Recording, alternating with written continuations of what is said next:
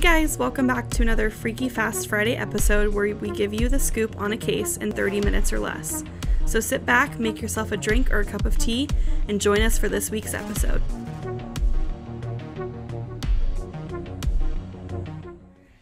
Hey everybody, welcome back. This is the Who What Where podcast, and we are talking about the Hotel Cecil this week.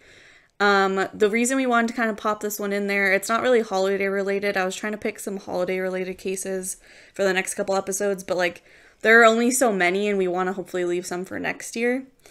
But we're hopefully going to talk about either next Monday or the following Monday about Eliza Lamb and that whole case, and that takes place at the Hotel Cecil. So we just wanted to get some background information about this like super creepy hotel that also inspired American Horror Story Hotel. It also has a lot of just crazy shit that happens. Yeah, seriously. Bad Something news, crazy basically. has to be going on for it to inspire an American Horror Story season. Right? Yeah, seriously. Well, and not to mention that in breaking true crime news, they decoded the 340 cipher that the Zodiac killer left. It's so funny when people are like, oh my god, like they're gonna catch him, and I'm like, he's probably either dead or in a nursing home. Yeah. So He's like, probably dead. Oh no, you caught him. Congrats. And for what? And for what?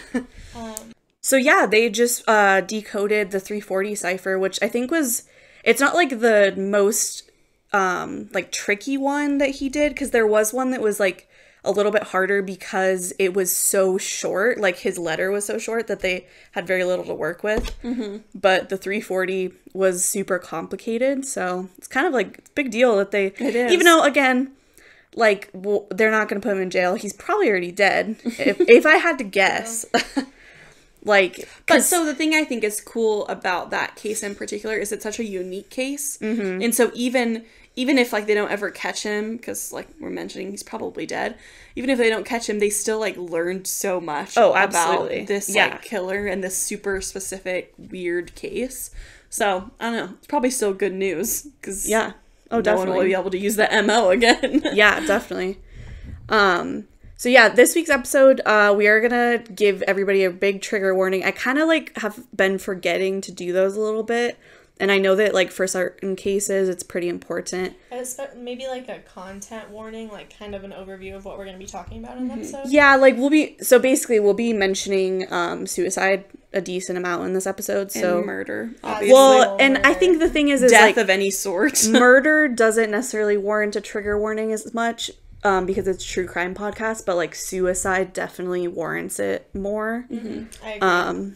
So that's the trigger warning. That's the trigger warning. Try to yeah. So more in other episodes. And we'll have I'm gonna try to as much as possible, and like because I just know like if you don't know a case, like if you're like, oh, I'm gonna listen to this episode of this podcast, I don't know that much about it, then you're also not gonna know if it involves something really sensitive. Yeah. So sensitive topics. It's worth putting in there, you know. So this week we're talking about the Hotel Cecil. Super creepy. It was built it started to be built in 1924. There were 3 main hoteliers that kind of like signed on as investors. It reportedly cost them $2.5 million, which is like almost nothing now, but it was a lot of money. That's a lot of money. And there was a decent business for building new hotels in Los Angeles because it was growing. Such an up and coming It was becoming like a metropolitan area. The business, like there was a lot of, I think I remember seeing oil businesses, all that stuff was booming at the time in the area.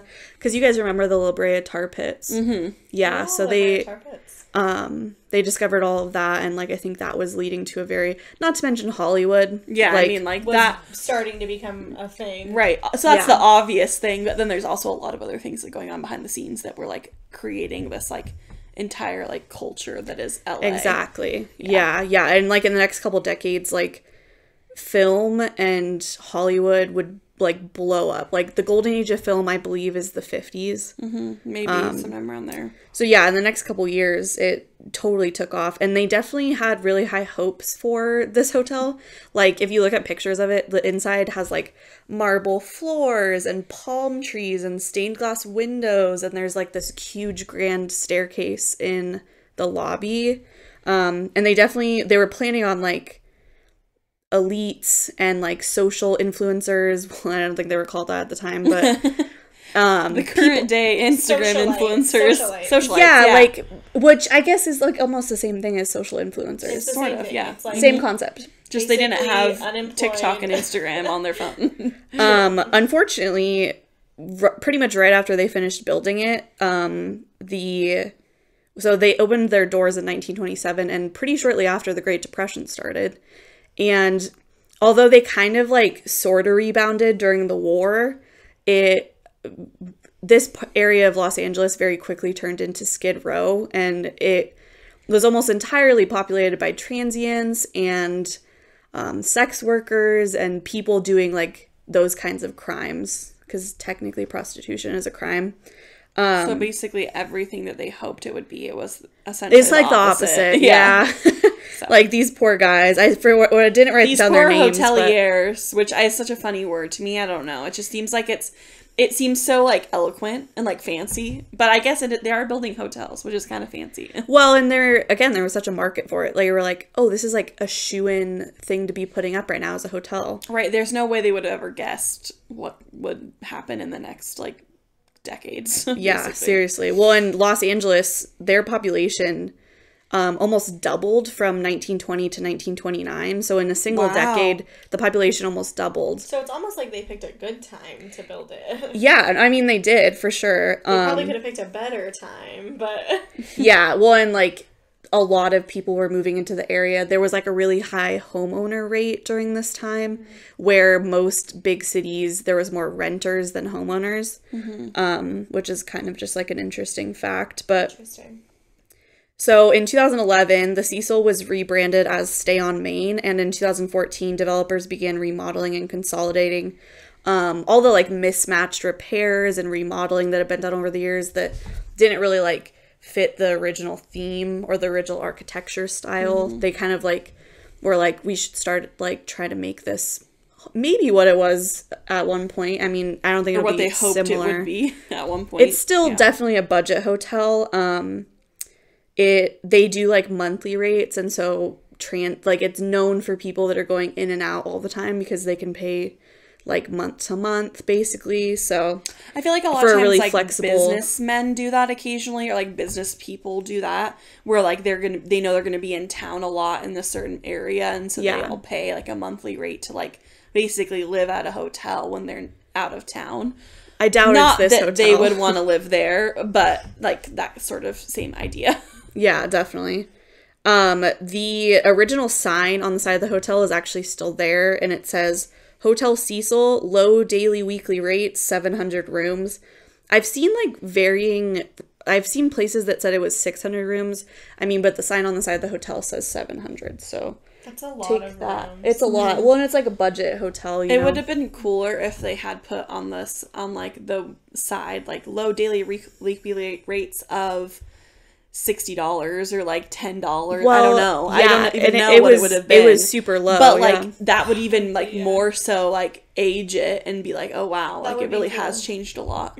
I don't know. That's kind of just from like an architecture. Where or, like, the city close to where we're from has like buildings that are like brick, and they have like old painted signs on the side of them. And I don't know, I think they're cool and like retro. It's definitely like a piece of architecture that adds a lot to that area, like an original sign. Yeah, and it's unfortunate that it is such like this kind of like haunted, in my opinion, like hotel, because it is such like a historic piece of like architecture. Well, and even if it's not haunted, there's a lot of bad energy floating around in the hotel. It can't be a good idea to go there. Basically. Yeah, anywhere where a lot of people have died is just like bound to have some bad juju.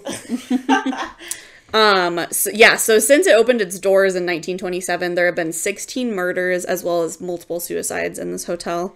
The first reported suicide was on November 19th, 1931.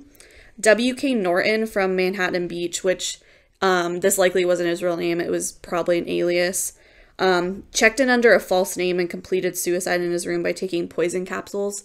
It was actually like, I mean, just like flying, like it was so easy to just go to somewhere and say a different name, because like there was no standardized licensing, well, ID and people system. also paid in cash a lot more than they do now. So now if you if you rent a hotel, they didn't even really have checks. Yeah, paid in or cash, now or like it was on their tab. Yeah, and now you have to pay with a credit card, and then if you have to pay with a credit card, you have to do a signature, or they ask for your ID, especially at like a hotel. Well, because most hotels require you to pay with a credit card. Right. They want to be able to nicer charge ones. you if you mess stuff up or you die or murder somebody in the room. You get blood splatter on the walls. Perhaps one of the most famous murders in the Hotel Cecil, or revolving around the Hotel Cecil, was the murder of the Black Dahlia, Elizabeth Short. In January of 1947, Elizabeth Short was found in the middle of the street in front of the Hotel Cecil. Her body was completely cut in half, and her killer had like carved lines up the sides of her face, connecting her ears to her mouth. Kind of like the Joker, but like it has a name. It's called the Glasgow Smile. I don't know why that's what it's why called is though. it even relevant? But also, I found out, because like this is a very famous case, the murder of the Black Dahlia. Yeah, or whatever, it is. That she was drained of all of her blood. Yeah. She was So drained. that's why, like, in the photos, which you can find the photos, we won't post the photos because they're brutal. Yeah, I don't know that but you can find any of you can her. find Yes. them. Really? Oh, Yeah. gosh. Yeah. That's why. Well, first of all, the photos are in black and white, so you can't. Even if there was blood, it wouldn't be They're red. black You and wouldn't be able to white. see. But there is She's no blood, nude. and she is naked. Yeah. The only ones that are bloody, the only photos that are bloody are the ones of her face, and I was not expecting to come across them, and so I was like a little bit shocked. Yeah, so by them. don't look those up unless you're ready to see that, because you can find them. But it's just such a weird, unique. They don't know who did it still to this day. No, yeah, it's still unsolved. They have a lot of ideas, and I think there's so many theories, but they're dead. So, you know, I mean, so, my other thing about it too is like, even if like, I don't know how that person, whoever killed her, brought the body out there and no one noticed. And there is like another like, part of this it was case, dumped. like the group of cases under the Hotel Cecil that we'll talk about in just a minute, that I can't believe like some of the things happened, like people got away with stuff. Caught. I don't know. It's like, if you guys have ever seen American Horror Story Hotel, that's kind of like the vibe of the show. Oh, that season is like, Shit just don't ask, happened. don't tell. Like, Well- don't, like, people are gonna do weird shit, don't say anything, sort of thing. Just weird. I don't know. Maybe it's because people knew at this point that weird stuff was going down at the hotel. And then it also makes me think, like, maybe there is some supernatural weird stuff going on. I don't know. So the other thing about the Black Dahlia is, one, I found that she got her nickname from like a convenience store that she frequented, and the men there knew her and they called her the Black Dahlia. Oh. Yeah. Wait, I didn't. How did I not know that? I just recently listened to a podcast about this. I mean, and it was just like some random little tidbit that I found. And then the other thing is, it's a very, very specific MO. Cutting, like severing somebody, and we didn't mention, but they strategically did it, like at the right spot. It was in a way, it's between a very specific vertebrae, and it bisects your large intestine from your small intestine. So that it like, wasn't to me, like, very surgical. That's got to be like a doctor of some sort, or someone with a surgical background, or someone that's murdered people before. But what's so interesting to me is it wasn't really linked to any other similar cases with like similar MOs at the time, and I feel like somebody that has an MO and murders people that like gruesomely seems as though they would have done it multiple times unless they personally knew her. It was like Right, a and crime it's of all- passion. but- It had to have been somebody that knew her. But like, so the thing is it the like how like meticulous it was doesn't seem like it was a crime of passion though. So it's like there's conflicting ideas, because it's like they spent clearly so much time like killing her in such a precise way, so that's part of it like would make you think, okay, it was like a serial killer, they do this all the time, they've done it before. But then again, like Abby said, there wasn't any other like cases like that. But then on the other side, it's like it must have been someone she knew, because of just like who she like would have been comfortable enough that they would have had enough time to like kill her in that way. I don't know. Yeah. And the reason it's tied to the Cecil is because she was staying at the Cecil. Like, she had been spotted at the bar. A lot of people placed her at the bar. I don't know if it was the same night that she was allegedly murdered, but the nights leading up to it. So, as well as the hotel across the street. She was also seen there. I can't remember the name of it. So she frequented the area. Because, I mean, at the time, I'm sure it was quite a bit different. I think it was more like the 70s and the 80s that it really became decrepit, if I'm not mistaken. So, in September of 1944, Dorothy Jean Purcell, 19, gave birth to a child in the bathroom while her boyfriend was sleeping. She allegedly didn't know she was pregnant. She I mean, if you believe that she didn't know she was pregnant. Panicked. Well, she, like, went into the bathroom and started giving birth. And basically she thought that the baby was dead when she gave birth to it. And so she threw it out the window. She was found not guilty by reason of insanity. And I mean, it's pretty, like, graphic. I mean, it didn't fall on the street. That's something to be noted. It fell on, like, a lower part of the roof. So it only fell a couple stories. But, I mean, still, like, I don't know. I keep coming back to, like, this weird supernatural thing, but, like, maybe there was, like, something that took over her that made her think that it would make sense to throw, like, because anybody who's sane, obviously that's why they said that she is not guilty due to reason of insanity, but anyone who's sane wouldn't, like, that would not be your first, even if the baby was dead. You know? That's what I was thinking too. Yeah. But I also want to know her boyfriend I read was 38 and she was 19. So Oh, really? yeah. I think I do remember it. For whatever reason, I didn't write it down because I didn't think it was necessarily relevant. But I mean, maybe, like, she wasn't that insane, but she was like, I know that if I keep this baby, he'll leave me. Well, I don't they know. weren't You know, who married. knows? They She were was unmarried. 19. Yeah. It was 1944. It was 1944. Like, there was a lot of factors playing into it.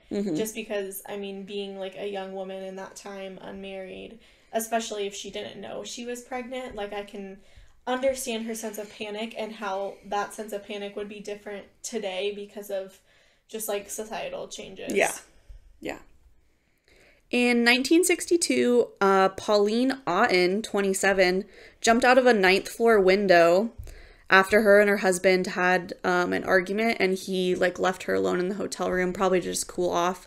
But yeah, she jumped out of a 9th story window. She just happened to fall on 65-year-old George Giannini down below, and they both died on impact. Unlucky for George. Well, Very unlucky. My man George. Like, what are the chances? I mean, I'm sure there's an actual statistic for it, but people don't really jump out of windows to kill themselves anymore, really. I don't know. It's not very... Again, I'm going to say something about supernatural. Like, I don't know. That seems, like, too, like, coincidental. That you would fall directly on top of somebody. Because if you, like, just kind of hit them, this sounds bad, but, like, if you just kind of hit them, they probably wouldn't, like, have gotten hurt, maybe, like knocked over. But she must have had landed on him, like, so perfectly as to kind of, like, squash him like a bug, basically. You know what I mean? He was also 65, but... No, but it's a matter, like, when you land on a body, you'd have to land in a very specific way to kill somebody. Yeah. Right? I mean, it's also nine stories, and so, like, just the force of falling that far, I feel like would play a factor into it as well. Right. Yeah. And fun little, like, forensic tidbit. They had originally thought, because, I mean, they were both laying on the ground at the bottom of this hotel, they thought that they had jumped out of the window together. But the reason they were like, oh no, Giannini was walking by was because he still had his shoes on, and I guess apparently, like, his shoes would have fallen off while he was falling. I guess, I don't know. That seems so, like, particular. Like, it's very specific, but it was in multiple different places. But I guess if she wasn't wearing shoes and he was, that would be kind of weird. That would be weird. Yeah. But also, when they found him, his hands were in his pockets. And so they thought, like, that was... That makes more sense to me, it would just I be think. unnatural to jump out of a window with your hands in your pockets. Like, you would have to be planning to do that. Well, and as you were falling, your hands would come out of your pockets. But... Or they probably wouldn't stand there when you actually, like, fell on the ground either. Yeah, right? That's true. There was also an unsolved murder at the Cecil in 1964. Beloved pigeon woman, Goldie Osgood. Total Home Alone vibes. Yeah, just like the lady in Home Alone that everybody thinks is crazy, but she's actually like super insightful. Maybe that was Goldie. Anyway, she was known for feeding pigeons near the hotel. And in 1964, she was found brutally stabbed, strangled, and raped in the room. And she was just laying on the bed, I believe. This is unsolved. Nobody knows who did it. It's just, I mean, it's weird that, because she was killed in the hotel. So, like, I wonder if it was somebody that knew her. I mean, like, did no one see anybody? I don't know. Seems like, it makes me wonder, like, is there something, like, somebody knows about this hotel that they just don't want to tell people? Yeah. Like, is there just do people just know that there's weird stuff that happens and you don't? So funny that kind of, like, segues into our next one, and that is that the Cecil was home to serial killer Richard Ramirez, who was known as the Night Stalker. He lived here from around 1984 to 1985, which is when he did the majority of his killing. He ended up killing 13 women. He allegedly lived on the top floor of the Cecil for around $15 a night. See, I told you that those weekly rates of like $60 wouldn't have been that unusual. Yeah, so 15. So yeah, like I guess a whole month would be like $60. Mm-hmm. And he did this while he raped and mutilated and killed 13 women in the Los Angeles area. Richard Shave, I believe it's Shave, it might be Shav, a ghost tour guide, says that Ramirez would just dump the bloody clothes he had just murdered somebody in the dumpster in the back, and then he would often walk through the lobby either naked or just in his underwear. And apparently nobody thought that was weird. So, or weird enough to like investigate further. Well, and weren't you saying in American Horror Story hotel, like the owners of the hotel like just like look the other way for the crimes that happen? That's what I'm saying. All like the time. that like, I mean, without getting too much into American Horror Story, which is fake, obviously, but like the people that own the hotel partake in some crime too. I believe. Yeah, they're like vampires. Yeah, which so obviously is unrealistic, but still, so yeah, it was a good segue from that last part because they're like, how did so many things happen? How did he kill 13 women? Well, he didn't kill them at the Cecil, but how did he dispose of their like the bloody clothes and then walk through the hotel naked and no one was like, oh hey, that guy's kind of weird. Like, also, how did nobody notice bloody clothes in the dumpster? Maybe just people were like, yeah. Like, there's a specific part of American Horror Story Hotel that I remember that she like one of the people walks past like a room and the maid is like cleaning a giant blood stain off a sheet. Yeah. And she's kind of just like, yeah, Tuesdays or whatever. Well, yeah, and so then maybe that's like kind of a nod to this case. I don't know. There's also scenes in American Horror Story where they walk like through the lobby and like nobody notices them. Like it's just like very chill. Yeah, so I don't know. Weird. The Hotel Cecil was also home to another serial killer, Austrian Jack Unterweger. Maybe underwear. He was a bad human being. In 1991, he pronounced his name. He in 1991 killed several prostitutes in his room at the Cecil.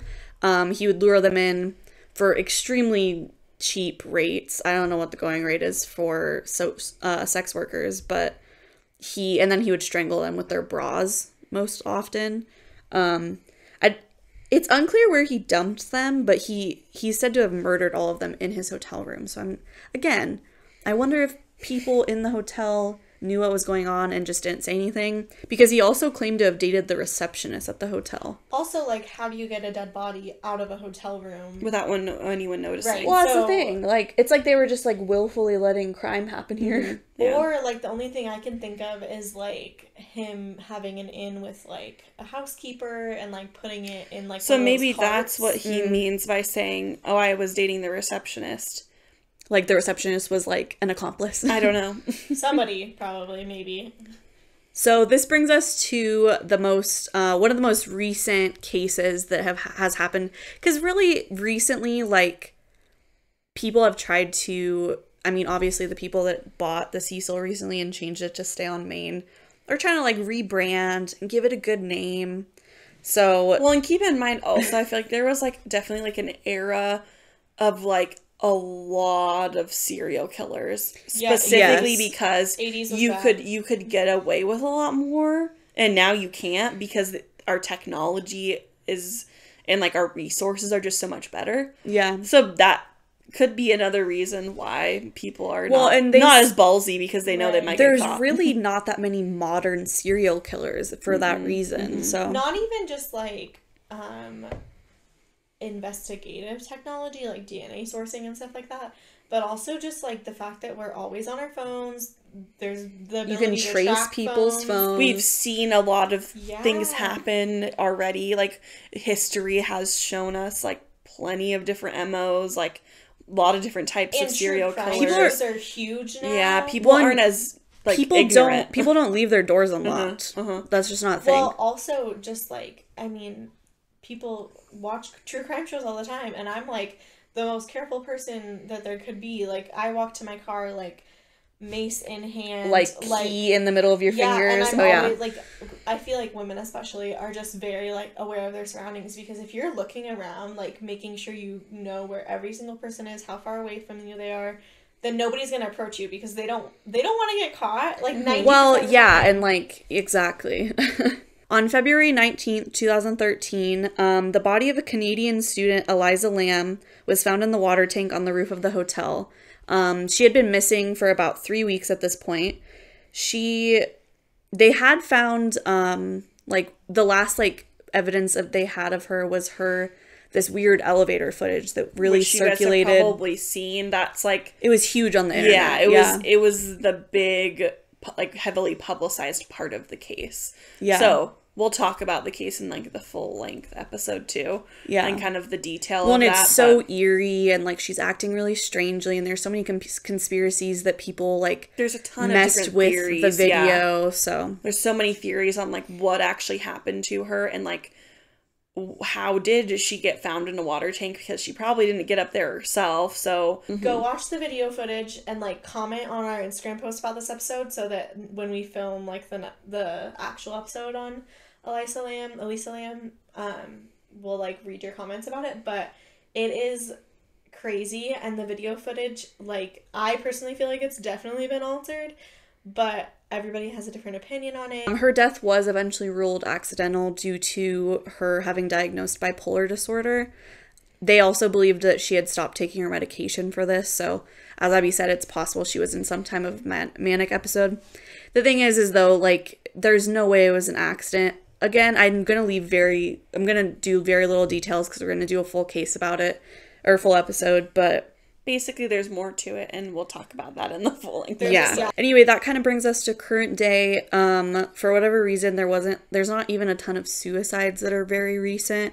So maybe they're on the up and up. Yeah. Maybe next. Fingers crossed. Nothing crazy is gonna happen the people there that rebranded it as Stay on Main have they've like estimated that a lot of the repairs will be done by next year. So I mean, we'll see. Maybe it'll be kind of still like would never stay there, but yeah, me neither. But maybe there won't be any murders and stuff that happen there, yeah. which would be good. I feel like it would be so cool to stay there, but also I'm like not trying to terrifying have some like mysterious creature get inside my head and like make me want to die. Well, I don't want to be like, that person terrifying. that gets in the news and they're like, yeah, she wanted to stay there because she was like interested in the hotel, and then I got killed. That would you know, I ended up in a water tank on the hotel. Oh, yeah, God. Roof. Did you talk about like how they found out because they could taste the water tasted bad? Yeah.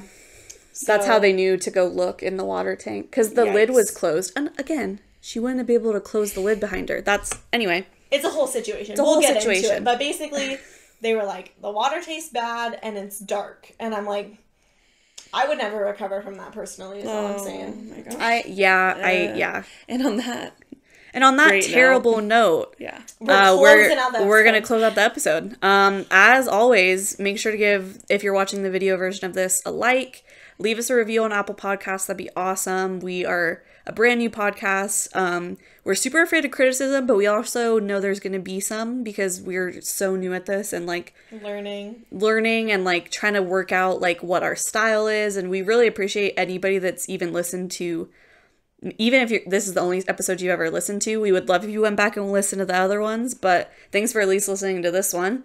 Make sure to follow us on Instagram at Who What Where Podcast. We usually post some like relevant pictures. We're going to try to start doing, I think, more stories as well, like especially when we're filming. Like I think that'd be really fun. And hopefully we will see you for Monday's episode.